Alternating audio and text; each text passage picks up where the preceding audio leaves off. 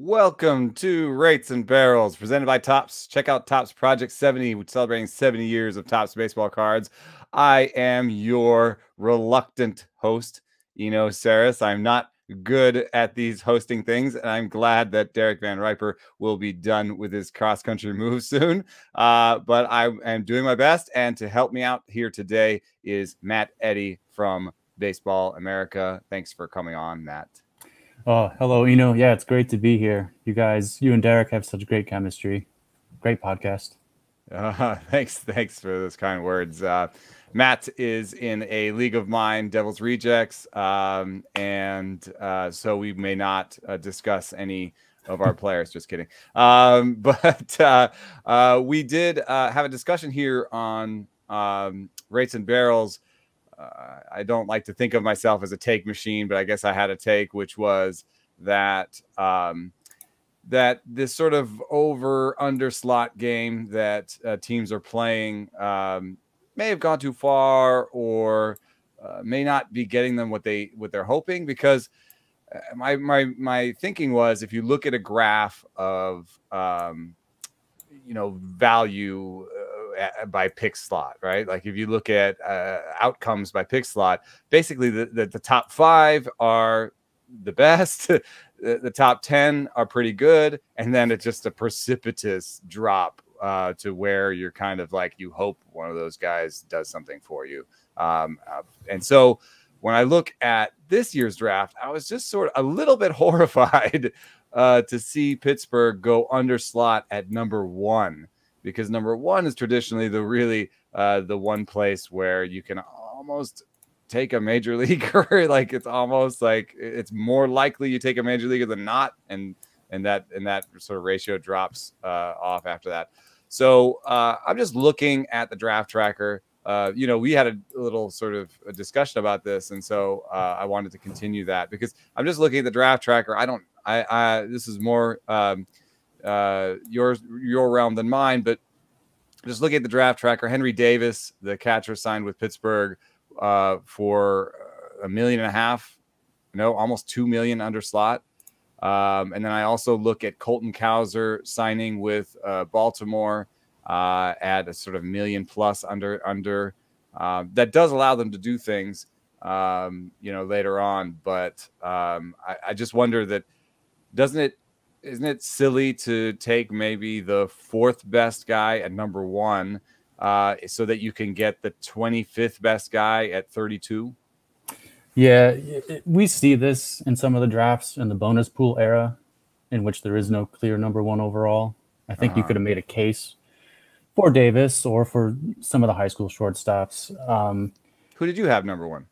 We had Jordan Lawler, who ended up going 6 to the Diamondbacks. We had him 1, and we had Marcelo Mayer 2, who ended up going 4. So you can see that gives you a sense of how screwy the top of the board was.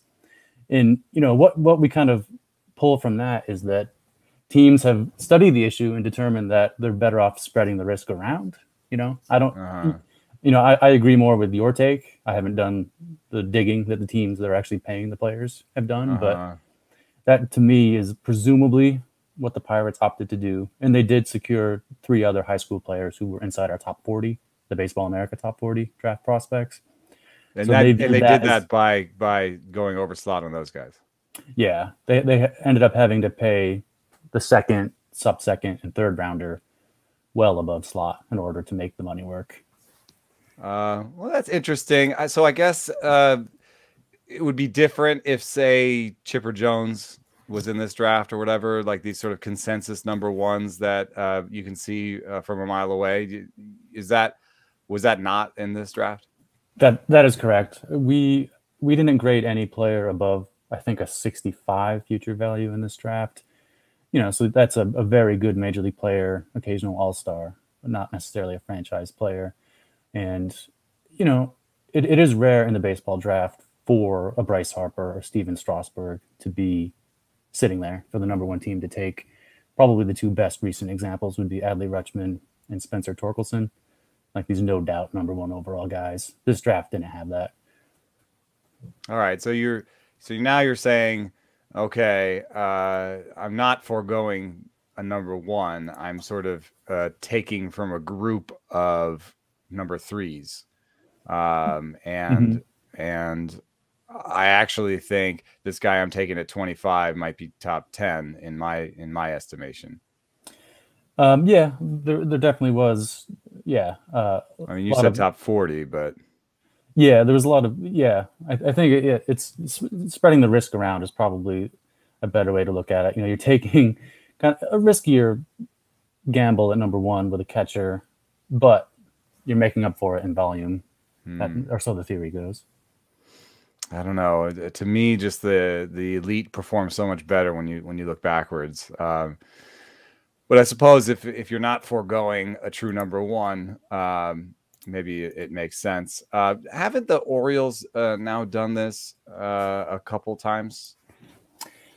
Correct. Yes, they did it last year when they took Heston Kjerstad, number 2 overall.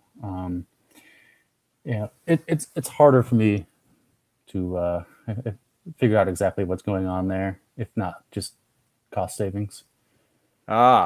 Because you did not see the Orioles sort of recouping that value as much as the Pirates did with their later picks. Yeah, I know they did that last year. They ended up signing a lot of high school players above slot. You know, and they did that a little bit this year later on, but it doesn't seem like it was as concerted an effort to do so. You know, and ironically, this is a time when the Orioles are getting more involved internationally after the previous front office regime. They used to have like a whole anti-international thing. Yeah, the Orioles would, you know, usually just stock their DSL team with players released by other organizations. But now they're trying to be players in that space. Yeah. Have you seen has the Orioles farm system benefited from this underslot approach? Do you think it's is it getting to, like, to me, I would, as a noob, I would kind of be like, I would expect the Orioles system to be really good right now. It is strong, yes. They took Grayson Rodriguez, I think 3 drafts ago. He might be the best pitching prospect in baseball, him or Shane Baz, or yeah, those guys are in the discussion for sure. You know, it's a risk tolerance issue with Rodriguez, just given how high school right-handers have traditionally done. But he's checked all the boxes so far. So their system is definitely improving, and I do. At the end of the day, I do have a lot of faith in Mike Elias and his ability to turn this organization around. You know, player development's in good hands. You know, and scouting is in good hands. That brings up something that came up on Wednesday's Rates and Barrels, which was faith. I was thinking about this with regards to player development in Seattle and in Chicago for the White Sox. And, you know, from my contacts and from, you know, I'd say sort of chatter around the game, White Sox player development is lower tier.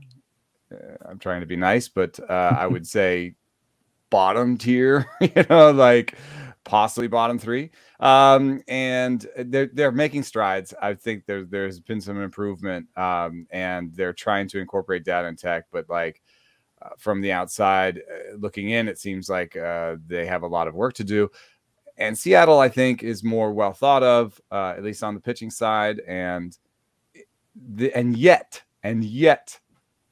the White Sox are loaded with young talent. I mean, they may not be doing great player development. Do you think the White Sox are just really good at scouting, or are we sometimes from the outside looking in just sort of taking player development on faith, and it's really hard to sort of judge player development, or both? Or do you have any thoughts on that?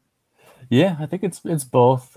What the White Sox have done remarkably well that you hinted at is player development at the major league level. Like they get guys into Chicago, and you know, it seems like they outperform expectations. Luis Robert, Nick Madrigal are great examples. Like even to smaller time players like Gavin Sheets or Jake Berger. I mean, these guys have come up and contributed, which is, you know, a testament to the coaching and just the environment they have there. Was Luis not considered a top prospect? Was he not a big signing? No, he was. he was definitely a top prospect.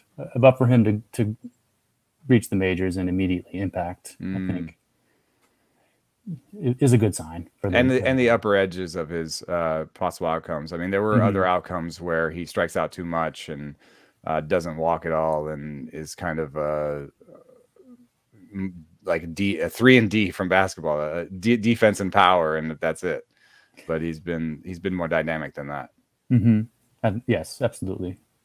And then the pitching, the pitching coaching, I think with Ethan Katz, I think you're right. I think they've done a good job, tweaking Carlos Rodon's delivery to get the most out of him.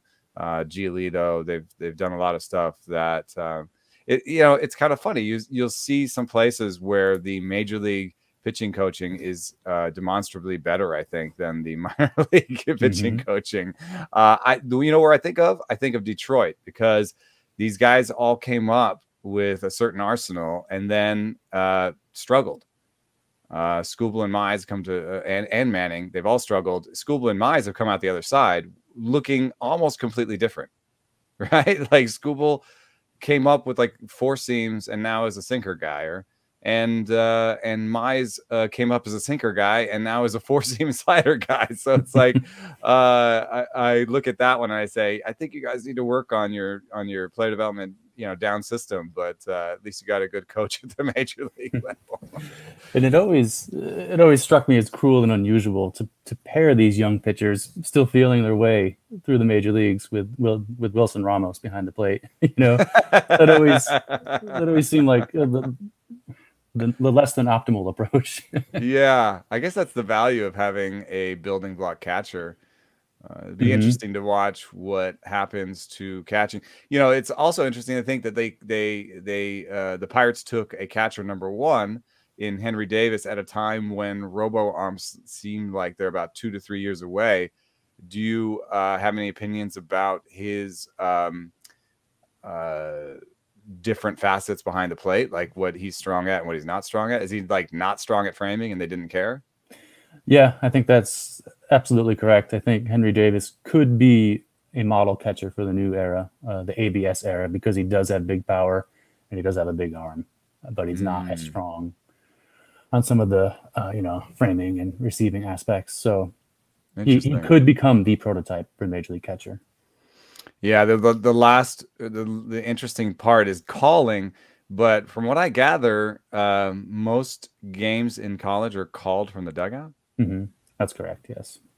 That's unfortunate to me because looking forward, calling is going to become more important because just if you take something out of a package that's in there right now, like if you take framing out as a value, then all the other things that the catcher can do become more valuable. So you mentioned the arm and the power, which I think offense will become more valuable, but there's still calling as this kind of black box that we've seen some work on. Harry Pavlidis and Baseball Prospectus had a game calling number, but it's pretty tough to nail down because there's so many different variables. But yeah, but you're right. That is the big variable for catchers. Yeah. Well, and so, I also wanted to talk about this trade deadline, which is a slightly different group of players, of course. Now we're talking about people who are in systems already. But here we go, take machine again. Gosh. My take on the deadline was actually that everyone understands that it was active. And my take is not that it was active. My take is that it was active because prices dropped over the course of the last 5 years or so. I mean, I'm thinking of the package that got Chris Sale, the packages in the past that got cost controlled players that were, kind of star level cost controlled players. I think there was like a top 25 prospect in those deals, at least. I mean, Juan Moncada was like, top 10, I think, at the time that he was dealt. And he wasn't the only piece, but like that's the foundational piece. Now you look at Joey Gallo going, what was the top rated prospect that went back to Texas for Joey Gallo?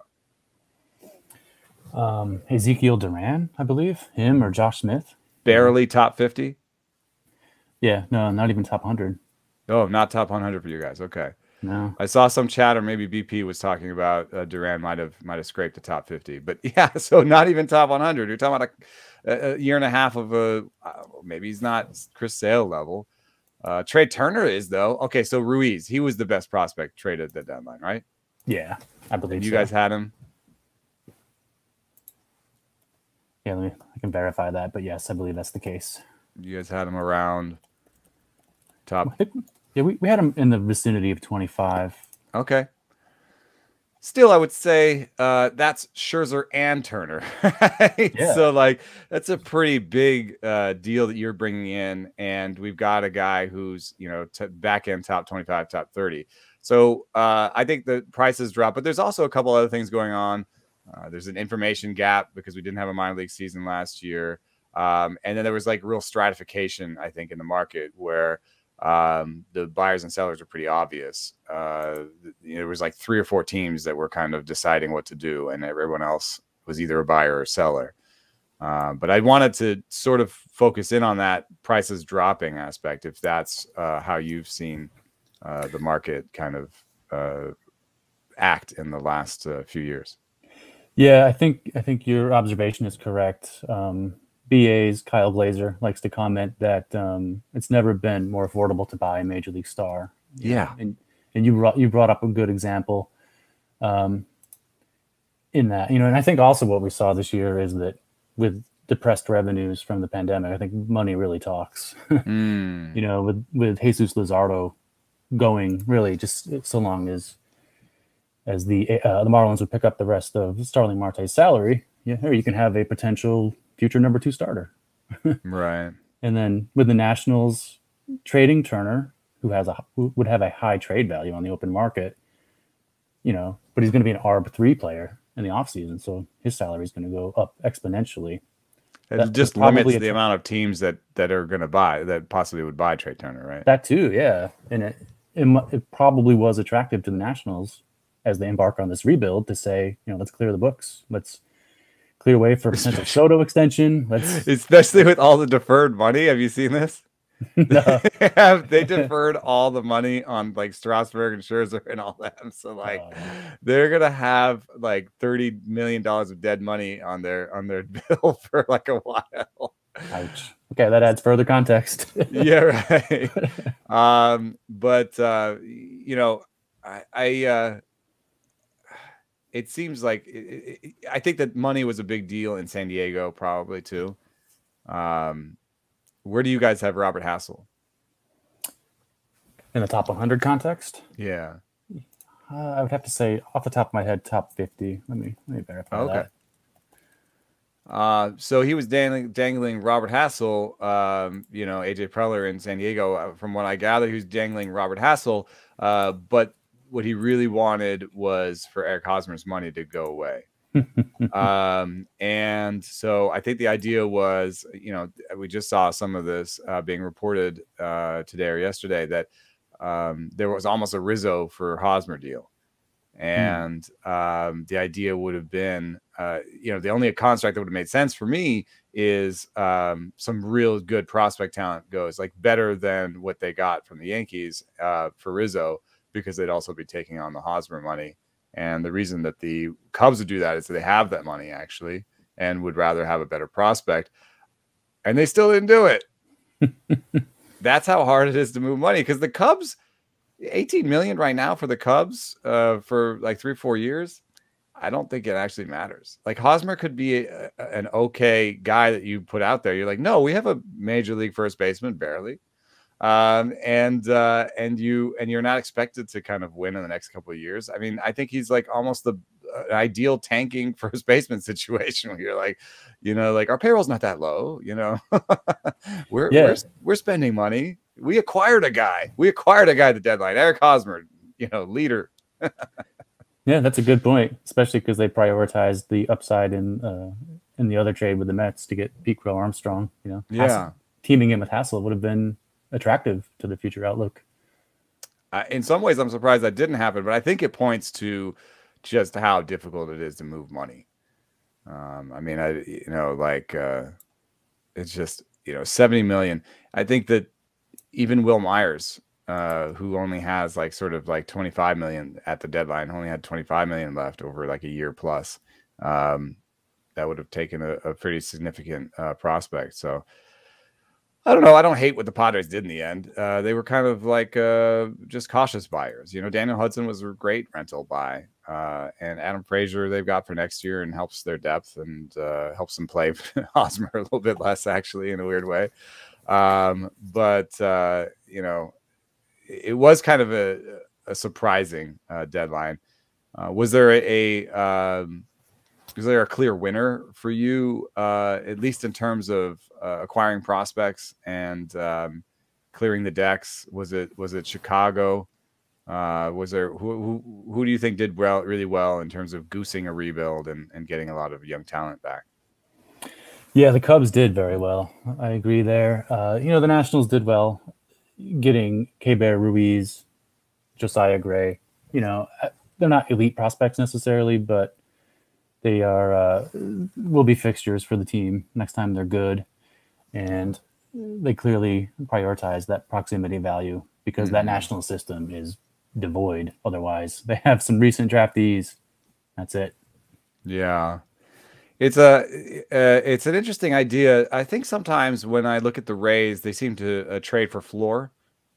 You think about like Mejia, I think even Meadows, Glasnow, like a lot of their trades, if you look at them, you're like, oh, they were like, you know, at the very least, Glasnow is a back end starter for us. Like we see a back end starter. At the very least, Meadows can start in our outfield. At the very least, Mejia is a backup catcher, you know? And there is upside there, but I think that they often buy for floor. If I kind of look at what the Cubs did versus what the Nationals did, there seems to be a little bit of a floor versus ceiling there, where the Nationals are like, at least we got a guy who can just be our catcher. We think he'll, you know, we think we can. There's a lot to dream on there, and Gray can, you know, at least be a starter for us. We don't know, you know, where he eventually slots in, but there's some upside. But we bought some floor. The Cubs bought a bunch of prospects. I mean, some of them are 17 and 18. Am I right? Like some of them, the guys that they got for Rizzo are super young. Yeah, Kevin Alcantara from the Yankees stands out as a young upside play. And then even I gather from you, Pete Crow Armstrong could go either way. Yeah, he's a good prospect. You know, he was injured early this year, shoulder injury, so he's out. And you know, sometimes it takes time to recover.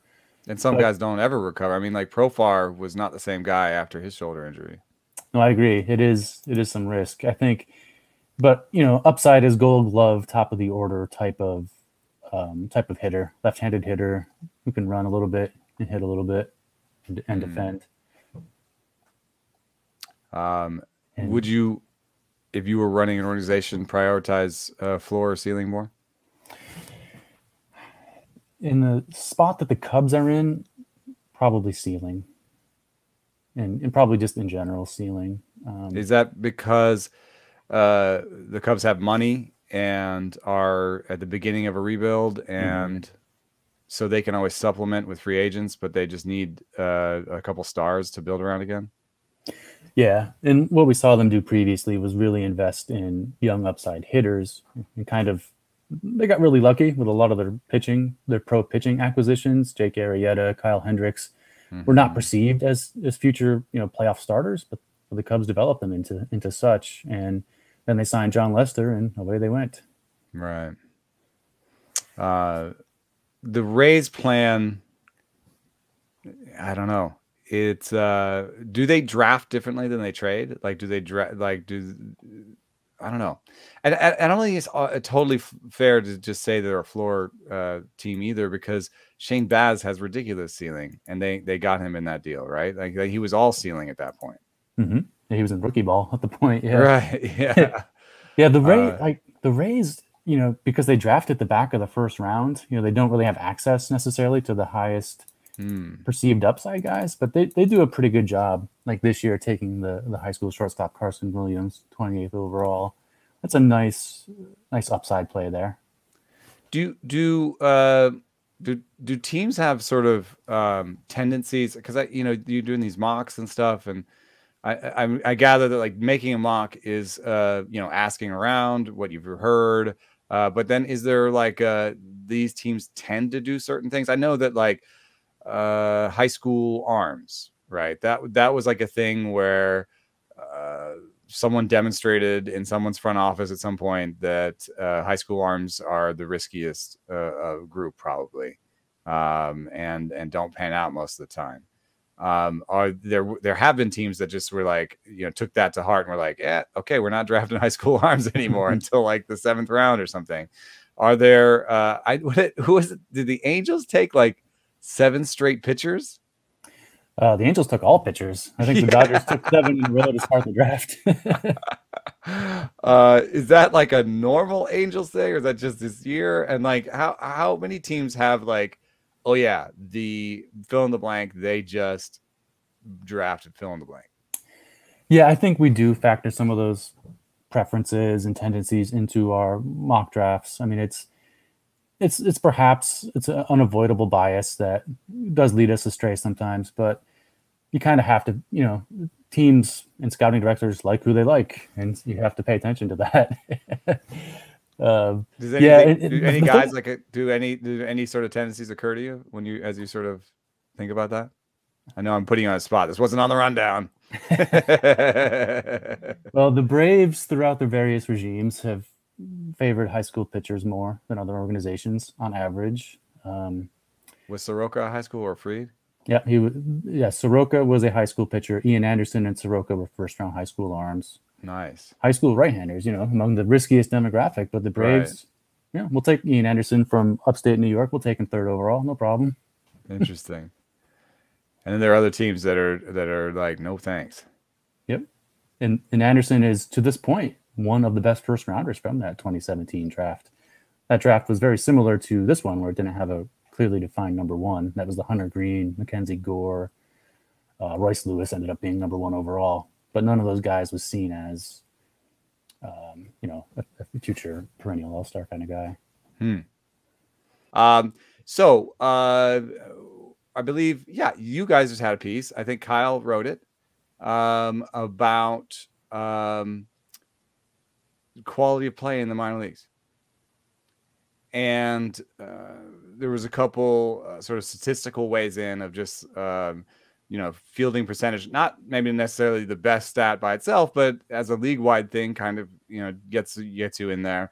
Walk rate, strikeout rate, sort of league-wide trends are not positive right now for the minor leagues. And I think, of course, there's the missing season. So I would expect, I think, pitchers to be ahead of hitters coming off a missing season. Pitchers can spend the whole offseason honing their craft, shaping a pitch, adding velo, whatever it is. Hitters lose that time reacting to pitches, seeing different pitches. The machine can do some stuff, but it can't do everything.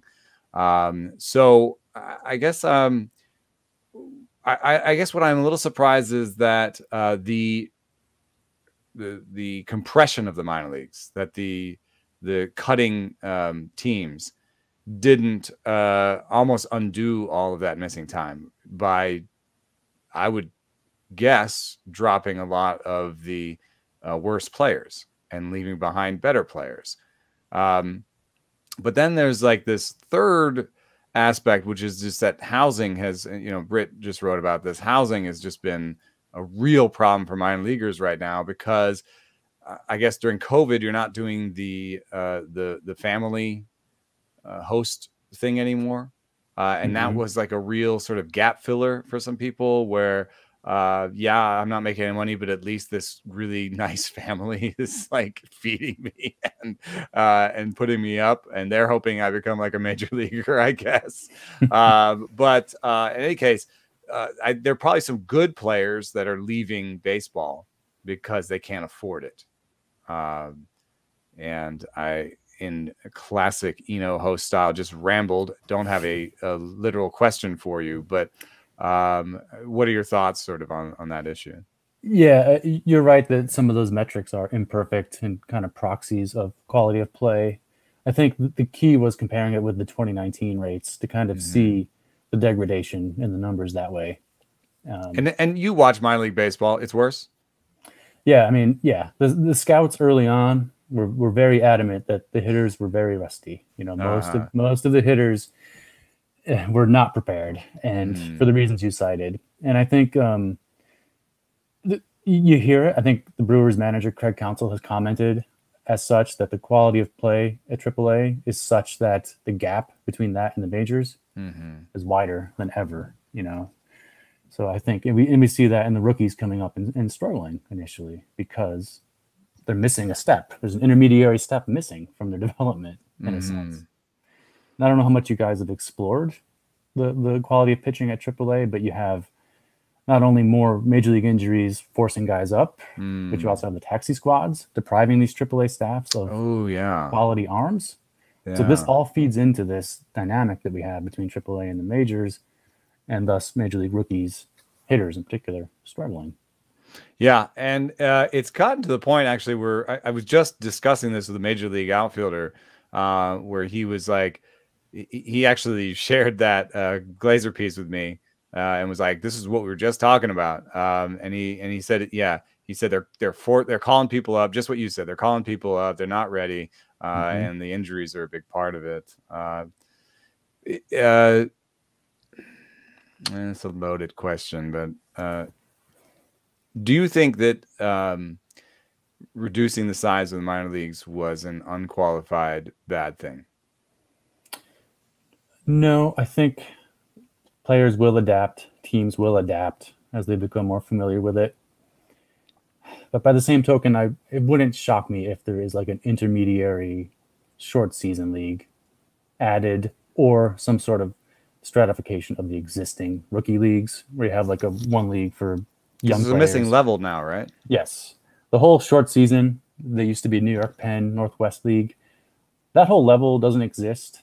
You could even argue that the Appalachian and Pioneer Leagues, which were rookie advanced, quote unquote, they no longer exist. So therefore you have this conglomerate called rookie, and you go straight from there into low A.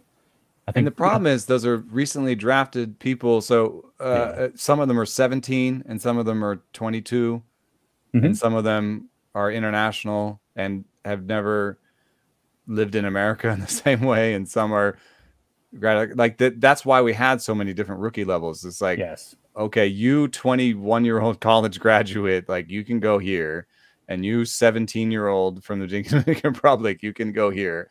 And the demands that are asked of you in terms of travel and in terms of length of season and stuff are fairly different. Yeah, and baseball's always going to have this issue because the entry method, it's for 16-year-olds, it's for 18-year-olds, it's for up to 22, 23. I mean, it's hard to square one system to fit all of those player types. I think over time, I think the vision is probably to make low A more of a shorter season league. That is the plan, to make it fewer games. And also to kind of make it kind of a hybrid between low A and short season. I think it's kind of how it will settle.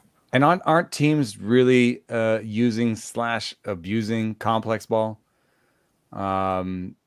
Just sticking a lot more players there, and then kind of using that for players that would have maybe gone to short season. Well, there is certainly a competitive advantage to fielding more teams because you can sign more minor league contracts. Like, you're not expecting every one of these guys to develop into something. Lottery tickets. So in that sense, yes, there are 5 organizations who are maxing out their rookie complex allowance, which is 2 domestic, 2 Dominican. That's the maximums you can have. Am I saying it right then? Like in Arizona, that's complex ball where like okay. But there's also that umbrella is Florida, Arizona, Dominican Republic. Okay. But then there's also sort of unorganized complex ball, like extended spring training, or is that separate? Those are players who are still under contract with the organization because you have those reserve roster spots via the number of rookie teams you have. But they play organized ball, but not the stats we don't get their stats. Correct. It's just like it's a glorified spring training for players who aren't ready for full season. But they're all under the 180 player cap. I believe 180 pertains to full season only, or no? Or that's like That is the So there you go. the standard, but you can There's the add to that. loophole. There's the loophole. Expended spring training. Yeah, you can add to the 180 if you want to field additional rookie teams. I did have some farm directors sort of telling me that they thought that extended spring training would be a bit of a loophole, a little gray area where people would just stash a bunch of players, and that's where the extra talent would go in terms of trying to stash lottery tickets and the like. I'm a little bit mixed because, some of these guys, all they need to do is eat and weightlift and get bigger and older. And, you know what I mean? Like, there's some 17-year-olds that shouldn't be traveling for 80 to 100 game season yet. You know what I mean? There is this sort of group of players that I'm like, yeah, you should probably just play at a complex where they house you and feed you. But there's obviously also just this real gap in terms of housing and feeding people in the minor leagues that needs to be figured out. That's why, in some ways, it could be better to have a smaller minor leagues, provided they take advantage of that to raise to feed them, to house them, to pay them better. Which some teams have and some teams haven't. I'd like to see more leadership from baseball on that issue. I think is the softest way I can say it. But in theory, you are correct. Yeah, right. I mean, it is pushback that sometimes we get when we discuss these things, that like theoretically, like having a smaller minor leagues would allow them to do that, but it's theory, dude. It's just not how it has been in practice. Yes, the Giants and some other organizations have gone out there, but there's also like the Angels and the A's and the teams that are skinflint down there. And I just feel badly for, there's like one of the details is like the bounce house, where it's like this guy spent his whole bonus on a house that he filled with air mattresses so that his team could sleep somewhere. It's just like sad. Funny. Yeah, that's the way it's always been in the minor leagues, unfortunately. Yeah. And we'll see if the next decade brings any change. Yeah. I hate that. I hate that sort of that. Oh, that's how it's always been. I'm not saying that's what you're saying. It's just like, there is some people are like, well, why should they have it any better than I did? Yeah, I think that's why. I think that's why, honestly, the minor leaguers aren't covered by the MLBPA, and why major leaguers don't care about minor leaguers. There's this sort of Horatio algorithm that I hear that's like, well, I made it through that gauntlet, so they have to. No, no, you don't have to pull up the ladder. You know what I mean? Like, you can help them. You can find that phenomenon on on Twitter very easily for any area. yes. Oh my God! Don't start talking about white privilege. Oh God, I made it. Yeah, I'm an immigrant. I had no furniture for 3 years when we came to America. My mom, I had a single mom who was basically Ubering. She was a limo driver when we first came over. And yeah, I quote unquote made it, but that doesn't mean I didn't have some help along the way. Anyway, this is the part where I gain a competitive advantage by picking your brain about players and Devil's Rejects. No, but we are a fantasy podcast, so I do want to ask you your perspective on some of those guys that we've talked a little bit about, but I also want to give you some floor, give you the floor at some point to maybe throw some names out there. But early on, I wanted to talk about the major leaguers, the new major leaguers, Abraham Toro, Keibert Ruiz, and Josiah Gray. We've got some early numbers on them, and they're mixed. I would say they're mixed. Toro has been hitting for power, but the sort of barrels, the underlying metrics don't suggest that he's necessarily this kind of power hitter. At least they're not definitive yet. Keibert Ruiz should make a lot of contact, but what sort of power ceiling does he have? And then what is Gray? Is he a 1, 2, 3, or 4? You know, so that's 3 questions for you there. Yeah. You know, I would defer to you with the Toro, with the analysis of him with the major league data.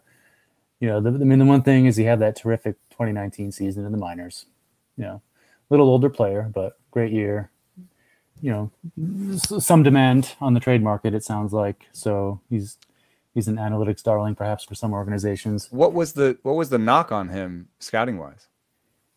Yeah, a little unconventionality, swing wise. You know, perhaps not a huge impact power. So for a guy who's limited to third and first, maybe even DH, you know, not always the most desirable. But with Ruiz and Gray, I think you would probably see a more gradual ramp up to them being fantasy relevant. I think starting catcher for Ruiz in a 15-teamish league is a reasonable outcome, and Gray probably more like a number 3 kind of starter potential. What are the flaws? I mean, with Ruiz, it's actually kind of harder to see the flaws. Sometimes you look at his minor league numbers and you're like, "Whoo, I'm excited." So, do you think he'll tap into more power, or do you think he'll settle in at sort of 16 to 18, or something like that, maybe even less? Yeah, I think 16 to 18 is a reasonable upside for him. You know, I think his bat was described as a magic wand in the minor leagues when he was. I love those players, man. Hit tool. Yeah. Oh Yeah. God, I love hit tool. When he was tearing up the minors as a young player, he was very young, even at AA. I think that was kind of the rap. You know, like you would. I think Victor Martinez was dropped as a comp. I mean, there's some. You've got a switch hitting Venezuelan catcher, so it's kind of maybe a little easy to go there. I don't know. I don't think he's going to have Ruiz or Martinez level power or discipline, but I do think starting catcher is certainly a likely outcome. God, aren't comps just a morass? Isn't that just like a way to get yourself in trouble? My God. I don't know how many times an Asian pitcher has been comped to another Asian. It's like every pitcher that coming from Japan is either Yu Darvish or like it's terrible. I've done it too. It's really hard to undo. It's like something your brain does.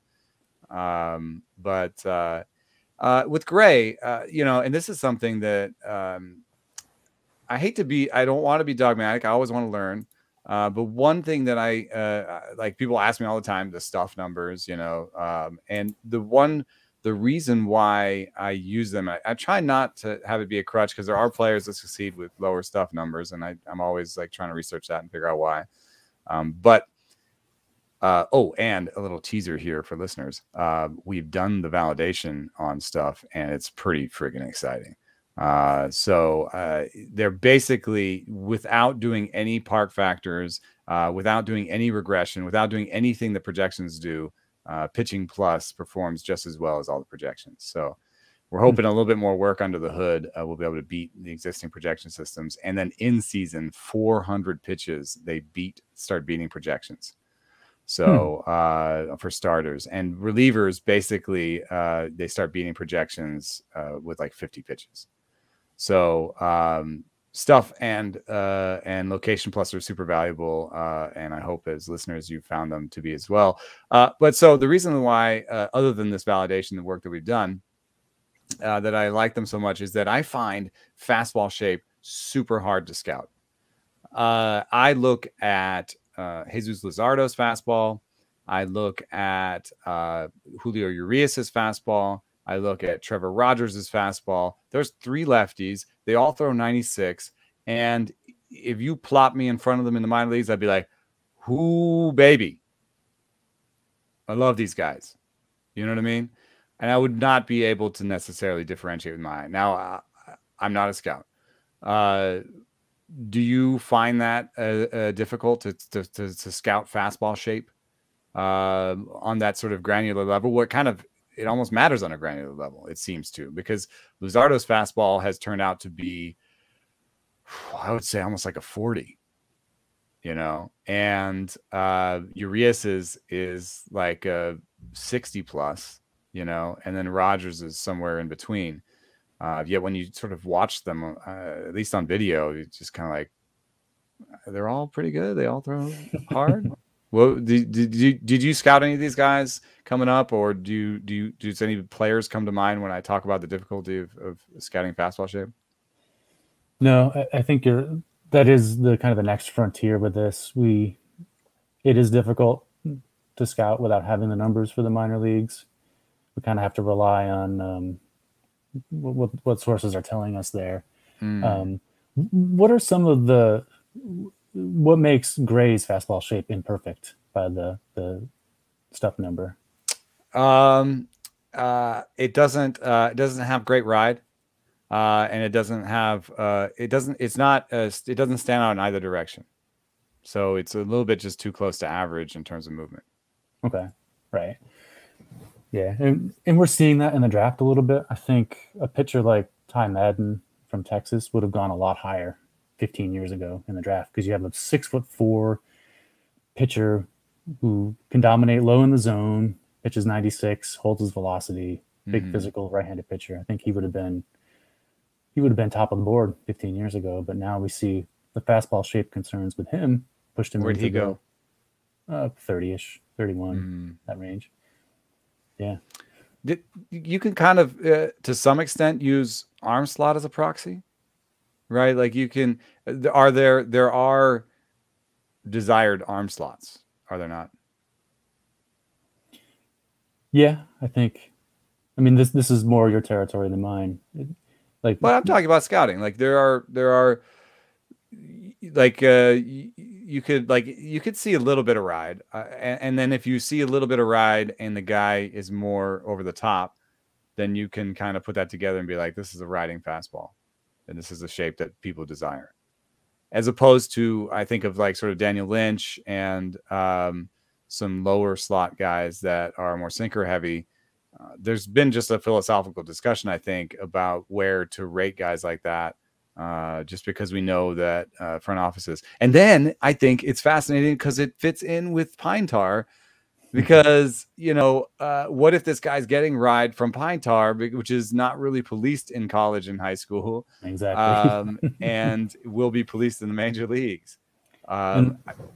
This is something that you guys, I think this is a problem for you guys, because you guys can't put in a public scouting report that this guy's using Pine Tar, right?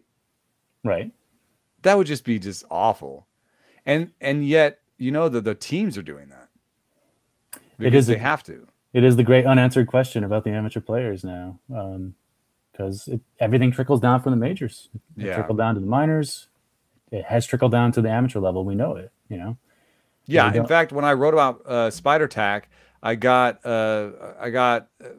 feedback from someone who said, "Oh yeah, my son's in Division I, and he's in the Northeast, so Spider Tack doesn't work in the Northeast because it doesn't work when it's cold, so he uses something else." And I was just like, well, "Okay." But that just proves the point, yeah. And this is not to criticize the amateur pitchers, because I mean the benefit is so much greater than the cost. Why wouldn't you use it? I mean, they're not policing it at your level, I mean, it's literally millions of dollars in bonus money. I mean, yeah. The incentive is real, and we're actually seeing at the major league level that some spin rates are starting to recover. And I don't know if that's just you've seen some sweaty pitchers out there. I think there might be just I'm going to touch my sweaty ass hair a lot before I get the rosin, and see how many RPM I can literally squeeze out of my hair. I would have my old long hair if I was a pitcher for sure. Yeah. And that's a good point. The trend is for more facial hair and for longer hair. Yeah, people also talk about deception. Like I thought about it with like Hader, and there's this guy Jordan Weems, where like when they pitch, like there's all this hair coming, like flapping around at the same time as their hand in the ball. I had never made that connection before. Thank you. Yeah. Well, it was I did a joke on Twitter where Jordan Weems came up. He's like a converted catcher, but he has super long hair. And I was like, well, I don't know why this guy obviously never caught. He's obviously a pitcher. Just look at his hair. But just to finish up, I wanted to give you a little bit of the floor here to just sort of a general question. Any prospects that have caught your eye recently or that were traded that people aren't talking about? We do a prospect of the week here, so I'm giving you prospect of the week by Matt Eddy. There you go. You get a little serenade too. So, who's the prospect of the week for you? Who's a prospect that's on your mind? Well, I'm going to go a little under the radar and break your rule slightly. Two players I'm interested to see get some run are on the Nationals. Carter Kieboom at third base, Luis Garcia at second base. There you go. I think the Nationals kind of clearing the decks for those two. I think that's good. I like both guys' offensive upside. Garcia was the youngest player in the major leagues last year, which I think gets lost a little bit because it was a strange season. There was no lead up, no minor league lead up. But I really like Garcia as a first division second baseman. And Kieboom is starting to take some better swings. He's got homers in X number of his last few games. I think he's starting to put it together after a couple of years of struggling. I like those two. Well, I had a question about those two real quick. I love the plate discipline with Kieboom. I think that's kind of cool. And I think he can maybe get back to his old contact rates. I think the question there is power. Actually, I think it's the same question with Garcia. So, if you could do like a present future grade on the power, like where would you sort of come in? Yeah, not world beating. I would say if you get to 50, that would be a good spot for both. Present Kieboom's a little bit behind, probably. Yeah, I would say so. Maybe 40-50 versus 45-50 or something. Yeah, I think that's reasonable. Garcia also steals a little bit, for fantasy. He might run some. It might get you some bags, but I don't see Kieboom. But Kieboom might have slightly better average, maybe. Yeah, I think so. When you factor in the discipline, if he kind of gets everything going, like the knock on him as a prospect was throwing. So third base could be an issue for him and might affect him at the plate if it persists. I did not know that. Also, neither one is a pure shortstop, so it's kind of imperfect. They got to play one at second, and the other has to find somewhere else to play. Right. And also, the organization does not seem to think that's going to work out. Is that a fair thing to say? Work out with what? Either of them. They've had plenty of chances to give those guys jobs. Oh, no. I think. I guess Garcia is younger than I thought. But Kieboom's like, what is he, 24, 25? It seems like every year they're like, let's do something other than Kieboom. Well, yeah, he definitely did. He did not earn the trust with his major league performance in 19 and 20. That too, I guess. Yeah. But he's only 23, so he's okay. All right, younger than I thought. And then a couple of prospects I'm kind of keeping an eye on, and this is deep league. This is not go out and get these guys immediately. We have some deep league listeners. I like Curtis Terry, first baseman with the Rangers. Now that they've cleared some playing time there, there are scouts who are convinced that he's going to hit. So we could be looking at 50 hit, 60 power upside. So that's exciting. I'm more of a corner infield kind of guy in a deeper league, but I like, one thing I like about him is read a piece by Levy Weaver about it, about just he seems like plus makeup. Yes.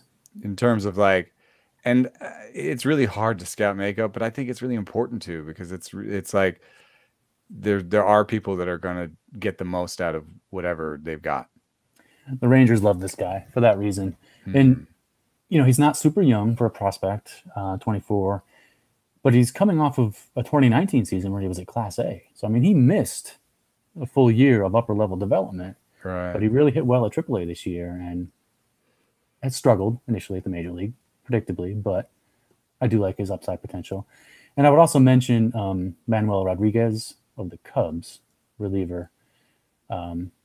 David Ross has managed him to the ninth inning spot in a couple of appearances recently. So there is, and he did get his first major league save the other night. So there is some upside there, save potential. It's rare for a rookie to come in and be, the guy at closer, but just looking at the managing pattern, there could be something there. Sweet. That's some valuable intel right there. How about anybody down still in the minors?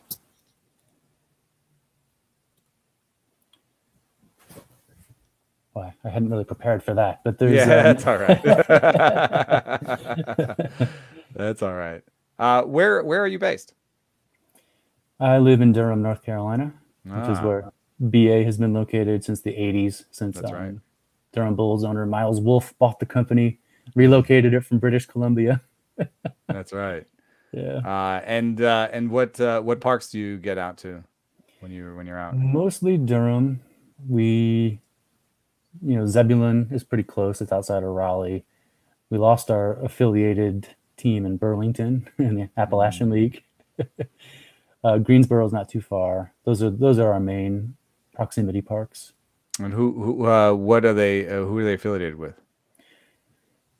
Well, the Durham is Rays, which is nice. That's Rays, yeah. Zebulon is Brewers. Greensboro is Pirates. Do you notice anything about Brewers prospects when they come through? The Brewers player development is, I think, top notch and also does things differently. I don't know if that sort of filters down to what you might notice, in a minor league game. No, what do you mean by doing things differently? Just when I was talking to teams about who develops velocity well, the Brewers popped as a team that developed velocity well, and then also other teams said that they seem to value slightly different shapes and that they had their own sort of unique view on stuff, I guess, what makes pitches good. And I think it's interesting when you think about it at the major league level. Hader's fastball is nearly unique. If not unique. Woodruff's is fairly strange, where it doesn't pop by movement, but it has some interesting spin characteristics, and is kind of a sort of an in-between fastball. But he also was sitting 91, 92 in Mississippi State, I think, and is now sitting 96.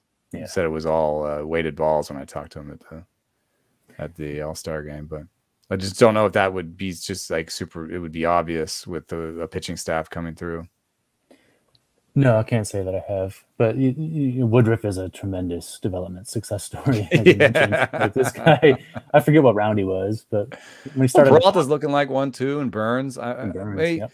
Which of the three was a more of a scouting success story? Like, were any of them highly thought of in scouting terms? Burns was a 4th-round pick from St. Mary's. I think it's fair to say he exceeded expectations very quickly. Mm-hmm. But he was well regarded to go in the 4th, I guess.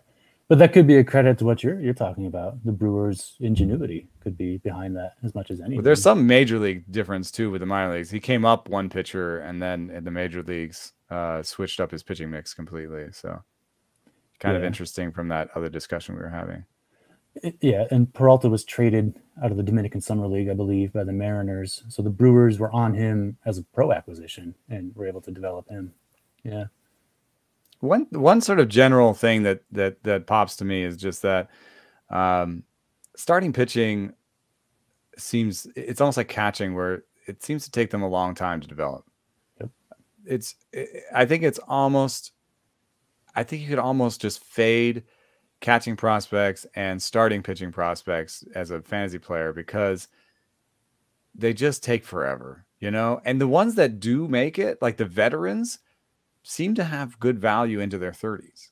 I mean, just look at Max Scherzer, how Justin Verlander was pitching. Like the sort of elite guys stick around, and it's almost like everyone's Randy Johnson now. It's like takes a long time to get there, and then is great for a while. And so even on somebody like Gray, I'm just like, I could see him being really good like 3 years from now, but I'm not sure I want to be there for the whole way there. 100% agreement. Yeah. Seems like they begin to peak around 25-ish. And in a fantasy context, I'm fine paying up for these guys once they've established their ability. Kind of, I'll pay for the freaks who can actually withstand the rigors of this job. Yeah, and I thought Gallen would be one of those guys, and I don't know if the jury's decided yet on that. But I was certainly surprised by the injuries this year, because he's a guy with command, good velo, no bad. Maybe did he have TJ in the minors? No, I don't think so. I think he's a pretty clean bill of health. He's a clean bill of health guy that's run into his first sort of quote unquote lost season. I think I'm interested to see what he does next year. Yeah, that's a great buy low. Like there was a great stat from 2020 where he and Shane Bieber, I think, were the only pitchers with 4 pitches with positive run values. But even Bieber took a while, right? Like, I mean, I just can't. No, it doesn't, like, there's no pitcher to me that, like, I guess Scherzer did sort of hit the ground running, but even early on, there were questions with him about whether delivery would hold or. Yeah, and he went back to the minors at one point. Yeah. With the Tigers, yeah. So I don't know. I think starting pitching is really finicky. Finding that balance of, and I think that's why the A's in the end, trade Luzardo, because they're like, I don't know, he could be a starting pitcher, but maybe it's going to be 3 years from now, and we may not have 3 years, especially in Oakland. Spot on. It's been a total pleasure having you on, Matt, and thank you so much for your time.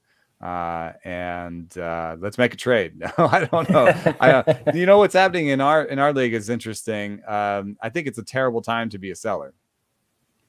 I would consider ourselves sellers, but sort of, wanting to reload for next year because we've got a bit of a veteran squad. And I think with better health outcomes, we could be better off. You've been trying to sell. You've made some trades to sell. What have you do? What are some of your trades you made? Oh, let's see. The most recent one might not be a league winner. I traded David Fletcher for Bobby Bradley. All right. But for the most part, I've been targeting prospects. That was floor for ceiling, I guess.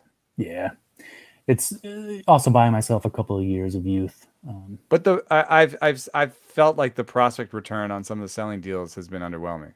Yes, the demand, to your point, the demand is low for. There are like 3 teams that might buy. We're all trying to talk to them. Yep, and exactly. And they're sort of taking their pick out of what's the cheapest deal they can make. So I in those situations, my instinct is just be like, peace out, dude.